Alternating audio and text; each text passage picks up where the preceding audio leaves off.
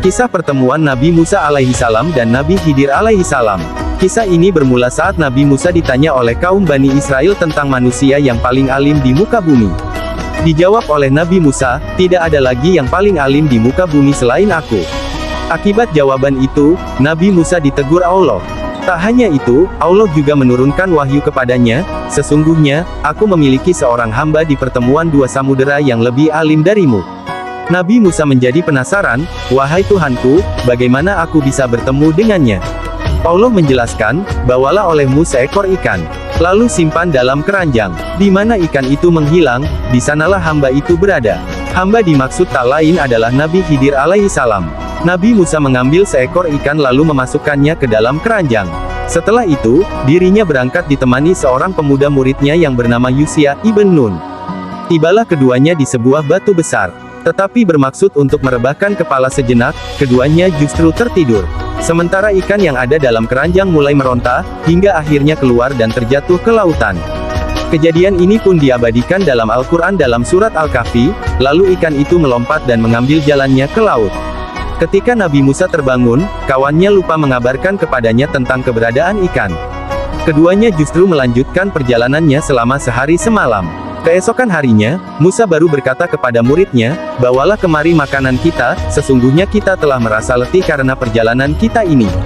Semula memang Nabi Musa seperti yang tidak mendapati rasa letih, hingga tibalah di tempat yang diperintahkan Allah dan bertanya demikian. Muridnya lantas menjawab, tahukah engkau tatkala kita mencari tempat berlindung di batu tadi, sesungguhnya aku lupa bercerita tentang ikan itu dan tidak ada yang melupakanku kecuali setan dan ikan itu mengambil jalannya ke laut dengan cara yang sangat aneh. Benar sekali, ikan itu mengambil jalannya di laut, sehingga Musa dan muridnya pun terheran-heran. Musa kembali berkata, itulah tempat yang kita cari. Akhirnya, keduanya pun kembali mengikuti jejak mereka semula. Keduanya menyusuri jejak mereka semula, hingga sampai lagi di Baru Besar. Tiba-tiba ada seorang pria yang berselimutkan sebuah kain. Musa pun mengucap salam dan dijawab oleh pria berselimut yang belakangan dikenali sebagai Khidir itu, bagaimana salam di tempatmu? Musa lalu memperkenalkan diri, aku adalah Musa. Ditanya oleh Khidir, apakah Musa kaum Bani Israel?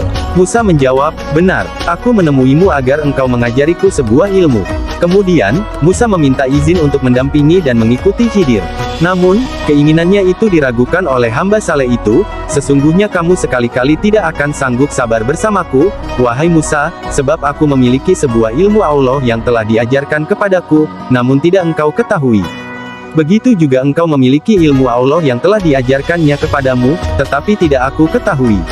Nabi Musa berusaha meyakinkan Khidir, insya Allah engkau akan mendapati aku sebagai orang yang sabar, dan aku tidak akan menentangmu dalam sesuatu urusan pun. Secara tidak langsung, Khidir menjanjikan kepada Musa bahwa kemampuannya untuk bersabar ditentukan oleh perkenan dan kehendak Allah. Tak lupa, sang hamba memberi persyaratan kepada Musa agar tidak bertanya apa-apa kepadanya sampai dirinya menjelaskan semua alasan di balik apa yang dilakukannya. Jika engkau mengikutiku, janganlah engkau menanyakan kepadaku tentang sesuatu apapun, sampai aku sendiri menerangkannya kepadamu. Berjalanlah Nabi Musa dan Nabi Khidir menyusuri pinggiran pantai. Saat ingin menyeberangi pantai yang lain, keduanya mendapati kapal kecil yang tengah mengangkut para penumpang. Untungnya, para awak kapal telah mengenali Khidir. Singkatnya, mereka pun membawa Khidir dan Musa menuju pantai yang dituju tanpa diminta imbalan apapun. Di saat demikian, keduanya melihat seekor burung yang hinggap di pinggir kapal. Lalu sang burung meminum sedikit air laut dengan paruhnya. Khidir berbisik kepada Musa, demi Allah, tidaklah ilmuku dan ilmumu di sisi Allah kecuali seperti air laut yang diambil burung itu dengan paruhnya.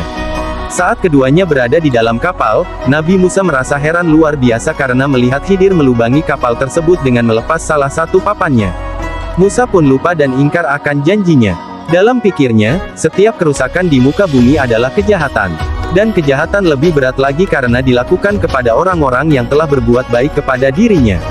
Nabi Musa lantas menanyakannya, mengapa engkau melubangi perahu itu yang akibatnya akan menenggelamkan penumpangnya? Sesungguhnya engkau telah berbuat satu kesalahan besar. Di sana Khidir mengingatkan Nabi Musa akan janjinya, bukankah aku telah berkata, sesungguhnya engkau sekali-kali tidak akan sabar bersama dengan aku. Pertanyaan Nabi Musa yang pertama dilakukannya karena lupa, sebagaimana yang disampaikan dalam Rasulullah SAW. Keduanya pun melanjutkan perjalanan. Namun, Nabi Musa kembali melihat keanehan yang dilakukan Khidir saat mengambil seorang anak kecil yang sedang lucu-lucunya dan aktif bermain, kemudian menidurkannya. Anak itu lalu disembelih dan kepalanya dipisahkan dari tubuhnya.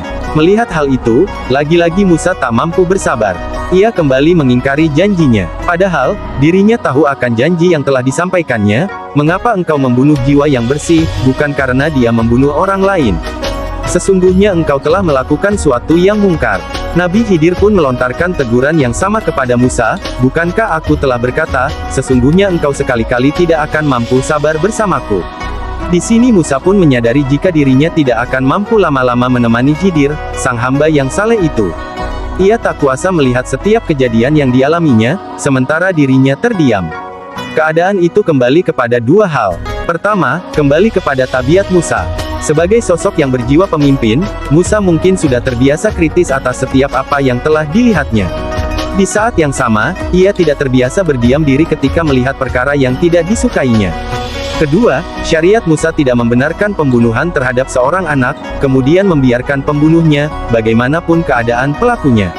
Artinya, dalam hal ini, Nabi Musa mengakui kesalahan yang dilakukannya terhadap Khidir.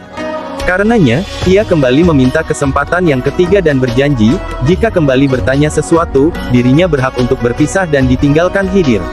Mereka pun melanjutkan perjalanan sampai di suatu kampung yang penduduknya kikir. Mereka berdua mencari orang-orang yang berkenan menjamu. Namun, tidak mendapatinya seorang pun.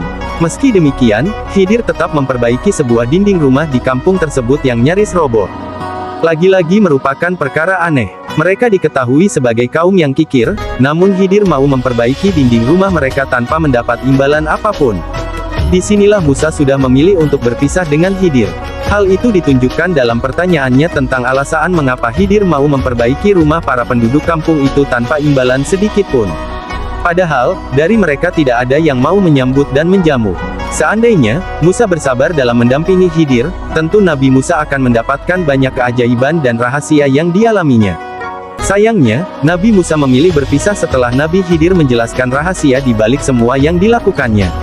Adapun perahu itu adalah milik orang-orang miskin yang bekerja di laut. Maka, aku bermaksud membuatnya cacat karena di hadapan mereka ada seorang raja, zalim, yang merampas setiap perahu, yang terlihat masih bagus, jelas Nabi Khidir pada Musa.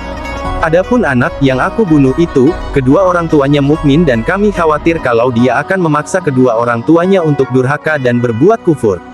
Maka, kami menghendaki bahwa Tuhan mereka menggantinya, dengan seorang anak lain, yang lebih baik kesuciannya daripada anak itu dan lebih sayang kepada ibu bapaknya. Adapun dinding rumah itu adalah milik dua anak yatim di kota tersebut dan di bawahnya tersimpan harta milik mereka berdua, sedangkan ayah mereka orang saleh.